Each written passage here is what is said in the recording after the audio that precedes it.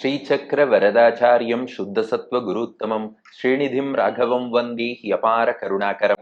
கவசம் கனெக்ட் நேயர்களுக்கு நமஸ்காரம்.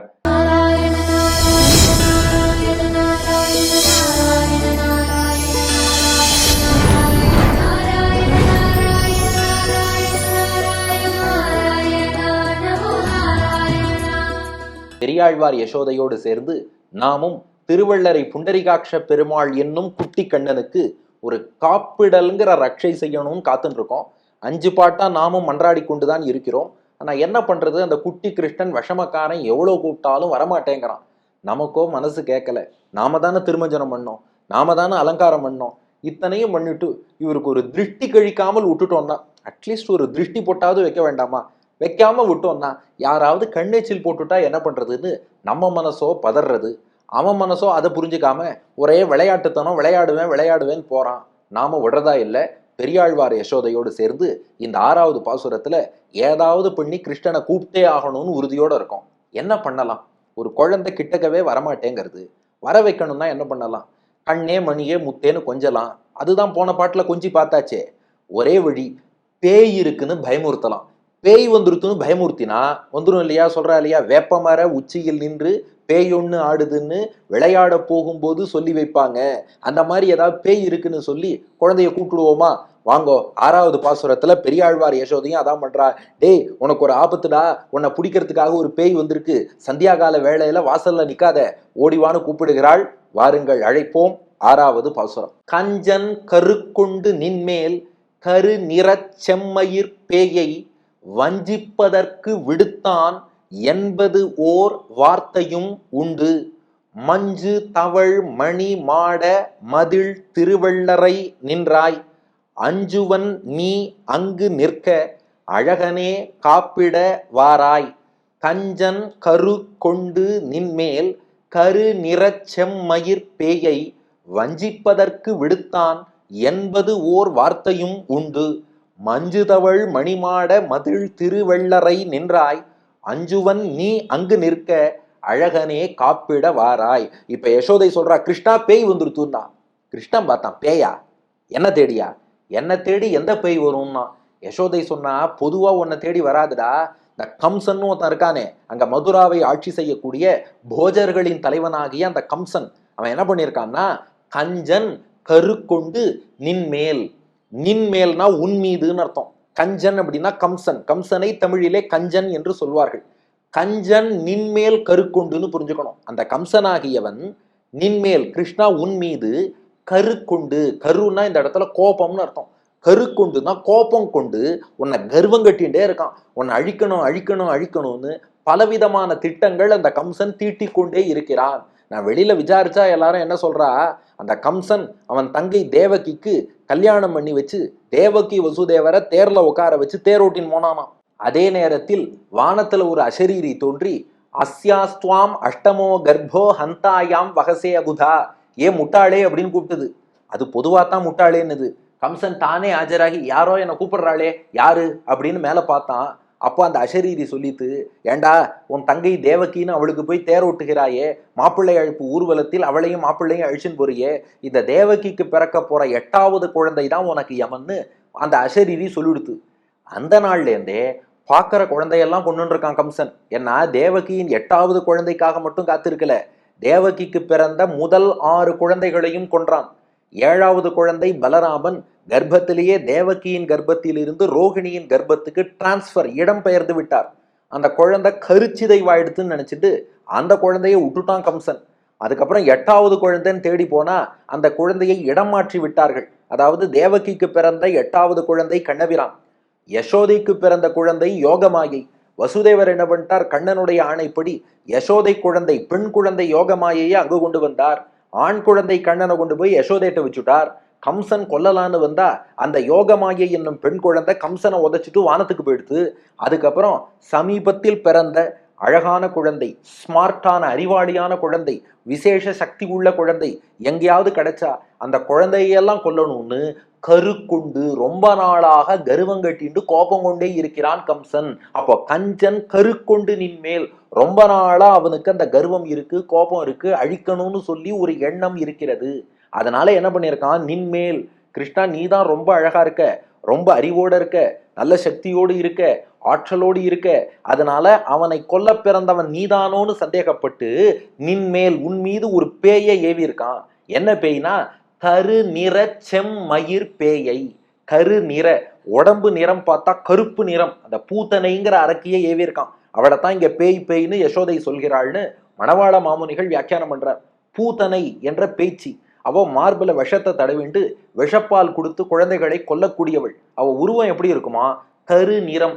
இருட்டெல்லாம் ஒன்று சேர்ந்து சொலிடிஃபை ஆனால், இருட்டே திடப்பட்டால் அந்த வடிவம் எப்படி இருக்குமோ அவ்வளவு கருப்பா இருப்பாளாம், கரு நிற. செம்மயிர், அவ முடியெல்லாம் பார்த்தா செவப்பா செம்பட்டையா இருக்குமா. அப்ப தோற்றமே கொடூரம்னு தெரியறது. அப்போ கரு நிற, குழந்தைய அதை சொல்லித்தானே பயமுறுத்தணும். அதனால கரு நிற, உடம்பு பார்த்தா இருட்டே வடிவம் திரண்டார் போல இருக்கும். செம்மயிர், அவளுடைய முடியெல்லாம் பார்த்தா செம்பட்டையா செவப்பா இருக்கும். அப்படிப்பட்ட பேயை, அந்த பேய உன்னை கொல்றதுக்காக அனுப்பியிருக்கான். கிருஷ்ணன் சொன்னானா, அம்மா அடையாளம் சொல்லிட்டியோ இல்லையோ, நான் பாத்துக்கிறேன் விடு, செம்பட்ட முடியோடு கருப்பு உடலோடு யார் வந்தாலும் நானே ஆத்துக்குள்ள ஓடி வந்துடுறேன், அது வரைக்கும் என்ன தொந்தரவு பண்ணாதேன்னா. யசோதை பார்த்தா, இல்லடா, கஞ்சன் கருக்கொண்டு நின்மேல் கருநிற செம்மயிர் பேயை வஞ்சிப்பதற்கு விடுத்தான். அவன் சாதாரணமா அனுப்பல, வஞ்சிப்பதற்குன்னா வஞ்சனை செய்ய, ஏமாற்றி உன்னை அழிக்க விடுத்தான்னா ஏவி விட்டான்னு அர்த்தம். அப்போ வஞ்சிப்பதற்கு விடுத்தான்னா உன்னை ஏமாற்றி அழிப்பதற்காக அனுப்பியிருக்கான். அதனால அவ உண்மையான வடிவத்துல வரமாட்டா, அந்த செம்பட்ட முடியோட கருப்பு உடலோட வரமாட்டா. ஒரு சாதாரண பெண் போல அழகா கூந்தல்ல பூவெல்லாம் வச்சுட்டு தலையை அழகா பின்னிண்டு, அதனால பேய் மாதிரி அப்படியே ஃப்ரீஹாரோட வரமாட்டா. தலையை நல்லா பின்னிண்டு தெய்வீகமா வருவோம். நீ ஏமாந்துருவடா, வஞ்சிப்பதற்கு விடுத்தான் அப்படின்னா யசோதை. கிருஷ்ணன் சொன்னா, நம்ம நீ கம்சன் வீட்டுல போய் நேர்ல இதெல்லாம் பாத்தியா? என்னமோ நீயே எல்லாம் பார்த்த மாதிரி, இல்ல இந்த அசரீரி சொன்ன நாள்ல இருந்து கம்சன் டார்கெட் வச்சிருக்காங்கிற, அப்புறம் பூத்தனையை ஏவினான்ங்கிற, மாறு வேஷத்துல வர சொன்னாங்கிற, உனக்கு இதெல்லாம் எப்படி தெரியும்னு கேக்குறானோ. அதுக்கு யசோதை சொல்றா, கஞ்சன் கருக்கொண்டு நின்மேல் கருநிற செம்மையிர் பேயை வஞ்சிப்பதற்கு விடுத்தான் என்று ஓர் வார்த்தையும் உண்டு. அதாவது என்பதோர் வார்த்தையும் உண்டு. என்பதுனா என்று சொல்லக்கூடிய ஓர் வார்த்தை, ஒரு வார்த்தை, ஒரு பேச்சு வழக்கு உண்டுனா உள்ளதுன்னு அர்த்தம். என்பது ஓர், இப்படி சொல்லக்கூடிய விதமாக ஓர் வார்த்தையும், இப்படி ஒரு வார்த்தை பேசப்படுகிறது. சம் வேர்ட்ஸ்னு சொல்றோம் இல்லையா, வேர்ட் ஆஃப் மவுத்ங்கிறோம். இப்படி பேசப்படுகிறது உண்டு, அது உலகத்திலே உண்டு. ஏன்னா ஒரு புறம் மக்களும் பேசிக்கிறாளாம். நம்ம சில விஷயங்கள் சொல்லுவோம், வேர்ட் ஆஃப் மவுத், மக்களிடம் பேசப்படுகிறது. இப்ப தினந்தோறும் திவ்ய பிரபந்தம் நிகழ்ச்சி சங்கரா தொலைக்காட்சி கவசம் கனெக்ட்ல வருதுன்னா எத்தனையோ மக்கள் அவளுக்குள்ள பேசிக்கிறப்ப இந்த நிகழ்ச்சி வருது பார்த்துட்டாளான்னு கேட்கிறா இல்லையா. அது போல கம்சன் இப்படி ஏதோ அனுப்பியிருக்கானாமே, இப்படி நிறைய பேர் பேச நான் கேட்டேன்னா. கிருஷ்ணன் சொன்னான், ஊரார் 1000 பேசுவா, அதெல்லாம் நம்புவியான்னு கேட்டான். அடுத்து யசோதை சொன்னாலாம், இந்த வார்த்தை வெறும் ஊரார் மட்டும் பேசல, வசுதேவர் நந்தகோபரிடம் சொன்னார். இது ஒரு பெரிய ரகசியம் பாகவத புராணத்துல இருக்கு. அதாவது கண்ணன் பிறந்தவாறே நந்தகோபர் என்ன பண்றார், தன்னுடைய பேரரசனான கம்சனுக்கு கப்பம் கட்டுவதற்காக செல்கிறார். ஏன்னா நந்தகோபர் ஆயர்பாடி தலைவர், கம்சன் பேரரசன். இவர் அவனுக்கு போய் கப்பம் கட்டணும், வட்டி கட்டணும். அதற்காக பால், தயிர், நெய், வெண்ணெய் இதெல்லாம் எடுத்துக்கொண்டு கப்பமாக கம்சனுக்கு செலுத்த போறார். அப்படி கம்சனுக்கு எல்லாம் கொடுத்துட்டு தன் நண்பரான வசுதேவரை நந்தகோபர் சந்திக்கிறார். அப்போ வசுதேவர் நந்தகோபன்ட்ட சொல்றாராம், உன் குழந்தைக்கு ஆபத்து இருக்குப்பா, இங்க தெரியக்கூடிய நிமித்தம் சகுனம் அதெல்லாமும் சரியில்லை, கம்சனும் ஏதோ உன் குழந்தைய அழிக்கணும்னு நினைக்கிறான் போல இருக்கு. அதனால நண்பா நந்தகோபா, நீ ஆத்துக்கு போ, உன் குழந்தைய நன்னா பார்த்துக்கோன்னு வசுதேவர் சொல்லி அனுப்பி இருக்கிறார். அப்போ வசுதேவருங்கிறவர் நல்ல மனுஷன், வாழ்க்கையில சத்தியம் தவற மாட்டார், பொய் சொல்ல மாட்டார். அவரே சொல்லியிருக்கார்னா ஓர் வார்த்தைனா ஒப்பற்ற வார்த்தை, சிறப்பான வார்த்தைன்னு அர்த்தம். அப்போ என்பது ஓர் வார்த்தையும் உண்டு, அந்த ஒரு ஒப்பற்ற ஒரு வார்த்தை வசுதேவர் நந்தகோபரிடம் சொன்ன வார்த்தை. இப்ப யசோதைக்கு இது யார் குழந்தைன்னு தெரியுமா தெரியாதா அந்த விசாரமே தேவையில்லை. வசுதேவர் ரிலையபிள் பர்சன், அவருக்கு நல்ல நண்பர் நந்தகோபர். அந்த வசுதேவர் நந்தகோபர்கிட்ட சொல்லியிருக்காருன்னா நிச்சயமா அந்த பேய் வருவா. அதனால தான் சொல்கிறேன், கஞ்சன் கருக்கொண்டு நின்மேல் கருநிற செம்மையிர் பேயை வஞ்சிப்பதற்கு விடுத்தான் என்பதோர் வார்த்தையும் உண்டு. அதனால கிருஷ்ணா, நீ எங்க வந்துடணும்னா, நீ திருவள்ளரை க்ஷேத்திரத்துக்குள்ள வந்துட்டேன்னா உனக்கு அப்புறம் ஆபத்தே கிடையாது. மஞ்சு தவள் மணி மாட மதில் திருவள்ளரை நின்றாய். இந்த திருவள்ளரை க்ஷேத்திரம் எப்படிப்பட்டதுன்னா, மஞ்சுனா மேகம்னு அர்த்தம், மஞ்சு தவள், அதாவது தவழ்னா தவழ்கின்ற, மஞ்சு தவிழ்னா திருவள்ளரையில உள்ள மாளிகைகளின் உச்சியில அப்படியே மேகமே தவழ்ந்து போகுமா.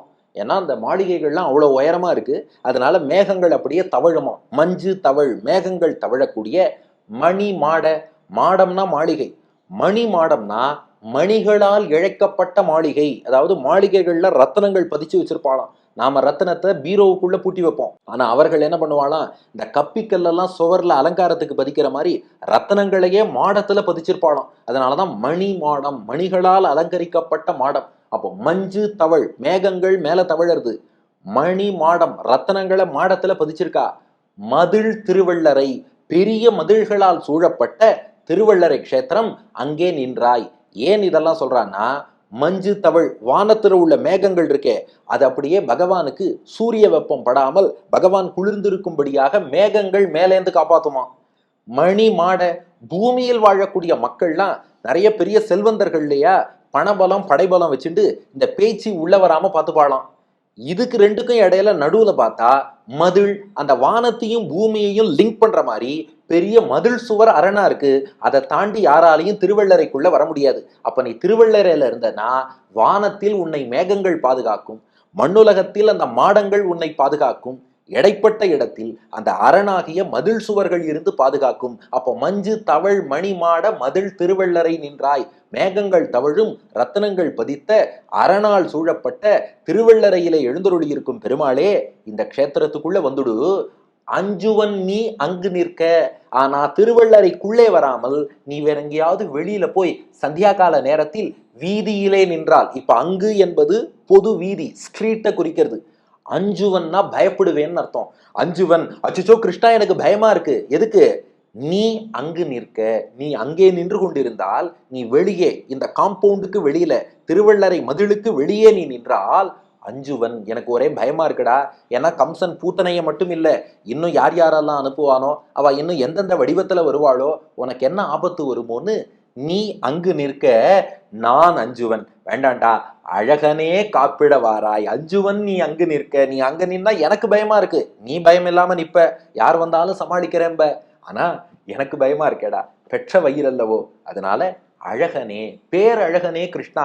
ஏன்னா அழகா இருக்கிற குழந்தை, ஸ்மார்ட்டா இருக்கிற குழந்தை, சக்தி உள்ள குழந்தையத்தான் கொல்ல சொல்லி அசுரர்களை அனுப்புறான் கம்சன்.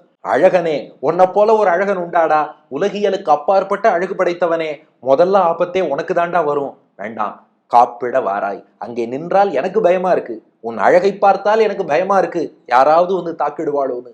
காப்பிட வாராய், உனக்கு திருஷ்டி கழிக்கணும்னு ஆசைப்படுறேன், அதற்கு நீ வா என்று யசோதை கண்ணனை அழைக்கிறாள். அப்ப பாசுரம், கஞ்சன் கருக்குண்டு நின்மேல் கருநிற செம்மையிற் பேயை வஞ்சிப்பதற்கு விடுத்தான் என்பதோர் வார்த்தையும் உண்டு. மஞ்சு தவழ் மணிமாட மதில் திருவள்ளரை நின்றாய். அஞ்சுவன் நீ அங்கு நிற்க, அழகனே காப்பிட வாராய். கம்சன் உன் மீது ஏதோ கோபம் கொண்டு கருப்பு நிறம் படைத்த செம்பட்டை முடி கொண்ட ஒரு பேய மாறு வேஷத்துல அனுப்பி உன்னை வஞ்சித்து அழிக்க சொல்லியிருக்கான்னு ஒரு வார்த்தை நம்ப தகுந்த சோர்ஸ்ல இருந்து கிடைச்சிருக்குப்பா. அதனாலதான் சொல்றேன், அழகாக மேகங்கள் வானிலும், ரத்தனம் பதித்த மாளிகைகள் பூமியிலும், சுற்றி மதில் சுவரும் சூழ்ந்து காக்கக்கூடிய திருவள்ளரைக்குள்ள வந்துடு. இதற்கு வெளியே நீ நின்றால் எனக்கு பயமா இருக்கு. அழகனே கிருஷ்ணா புண்டரிகாட்சா, காப்பிட, உனக்கு நான் ரக்ஷை செய்ய, திருஷ்டி கழிக்க வாராய்னு யசோதை அழைக்கிறாள். அப்படியே ஆங்கில வடிவம், there is a word going on that Kamsa, who is angry on you, has sent a black-bodied, red-haired demoness to deceive and attack you. O the one residing at Thiruvallarai, where the clouds swim on the top of the walls, I am afraid to see you standing there. O handsome hero, come for the protective ritual. என்று அழைத்தால், நம்மால் பேய்க்கும் பயப்பட மாட்டேங்கிறான். பேயின்னு சொல்லி பயமூர்த்தினா வருவானான்னா அதுக்கும் வரல. வேற என்ன சொன்னா வருவான்?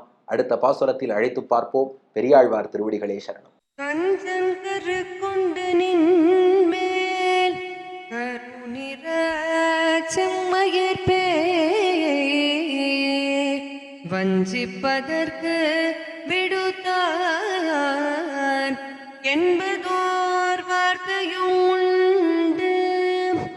கஞ்சங்கரு கொண்டு நின்மேல் கருநிற செம்மையர் பேயை வஞ்சிப்பதற்கு விடுத்தான் என்பதோர் வார்த்தையும் மஞ்சுதவள் மணிமாட மதில் திருவெள்ளரை நின்றான் அஞ்சுவன் நீ அங்கு நிற்க அழகனே காப்பிடவாராய் மஞ்சுதவள் மணிவாட மதில் திருவெள்ளரை நின்றாய் அஞ்சுவன் நீ அங்கு நிற்க அழகனே